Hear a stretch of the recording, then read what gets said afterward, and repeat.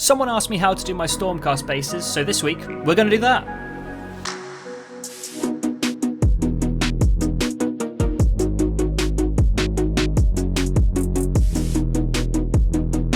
So I've already painted up these 3 Stormcast dudes. I don't know what they are or what they do, but I think they're very cool. So the first thing I'm going to do is paint the bases in their primary colour, which in this case is Citadel's Nagaroth Knight.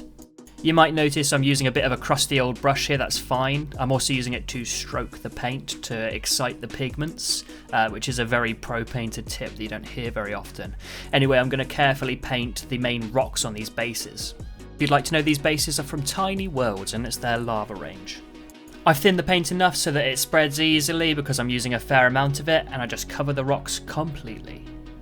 After that, I'm going in with a more detailed brush just to get those bits around the feet, because I don't want to get too close with the big crusty old brush because I'll ruin my paint job.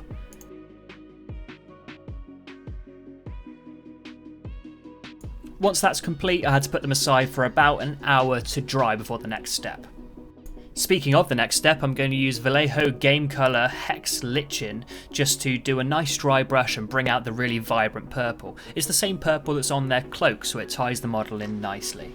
I wiped off most of the excess paint on a tissue just so there was a tad left on the end of my dry brush, and that means the paint is only going to stick to the raised detail. These bases have some nice sculpting to them with lots of raised edges and burrs and things, so the paint's going to take quite nicely, and it's a really simple, easy job. Next, I'm going to enhance those highlights using some Gene Stealer Purple. This paint pot has been with me for years, so it's really beaten up. But it's the exact same process, just focusing more towards the raised detail this time and making sure not to cover up all of that hex lichen. The final highlight for these rocks is to go in with some Decala Lilac, or Lilac, I don't know how you want to say it how you want to, and I'm going to focus even more on the higher edges here, just to really build up that contrast. That's it, the rocks are done. The next part is the magical blue glowing lava of power. Is it lava? Is it magic? Don't know, don't care, looks cool. Starting with a base coat of Thousand Suns blue. This will require 2 thin coats, #Duncan, because it's quite a thin paint even though it's a base layer. Between each layer of paint I'm letting it dry just so I'm not creating streaks. You're not going to see much of this Thousand Suns blue after the next steps, but it's very important to have this base level. Next up is Araman blue. With this next paint, I'm going to focus it ever closer to the centre of the base near where the rocks are. You'll notice in a lot of lava it's darker in the centre of the pool and brighter near the surface where it comes up on a shore or something. So that's exactly what I'm mimicking here. Next up is some Temple Guard blue. We're going to do exactly what we did with the Araman blue, but in an even smaller area. The paint doesn't need to be completely dry for this. This can be a bit of a wet blend to allow those colours to merge, but we are going to come back through later with a few more steps. Here are a couple of the other models just to show you how effect looks on different bases. It's coming together quite nicely and it's starting to take effect.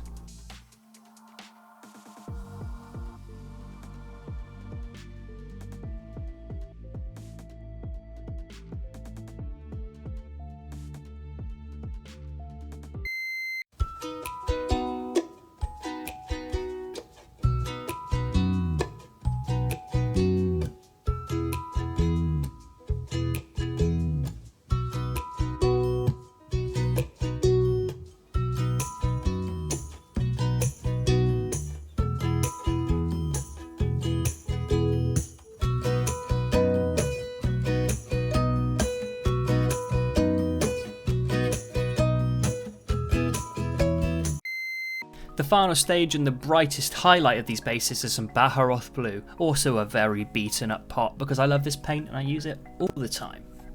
This one I'm focusing really close to the rocks, in between all those other layers, just to give it a really nice glow effect. This will be the base for our next couple of stages where we add some dry brushes to enhance that effect, but you need that bright line in between. You could go up to pure white here, but I like the saturated blue. After all that, I went back to my Temple Guard blue and Araman blue in turn and just enhanced some of those effects. It was a bit too flat for me, so I made it a bit more saturated as these are really bright colours. Very much thinned down the paint, lots of water involved, and it's basically a glaze. This step's entirely optional, I just wanted to give a bit more punch to the effects and have more of that Temple Guard and Ahriman blue showing through. Of course, painting the bases like this entirely is optional, so is building the models and being in the hobby, so yeah, that's that. Point to note, this also works for regular lava bases, you just swap out the colours for reds, oranges and yellows. The final step of selling the glow effect is to put some Temple Guard blue onto a detail brush and essentially dry brush it onto the rocks on the lower areas close to where the magical lava is. It's very simple, it takes seconds, and I think it's what makes the base work. It's also quite satisfying to watch in hindsight, so I'm just going to let you watch this next bit.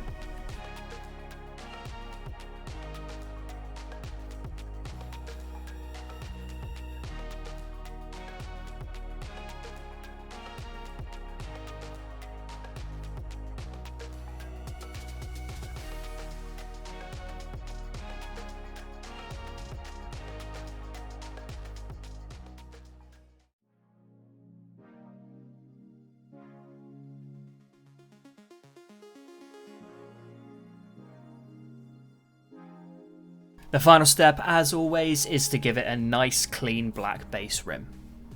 Simple. If you have anything else you'd like to see, just let me know in the comments. I've been Sam, and this has been my Stormcast base recipe. See you next time.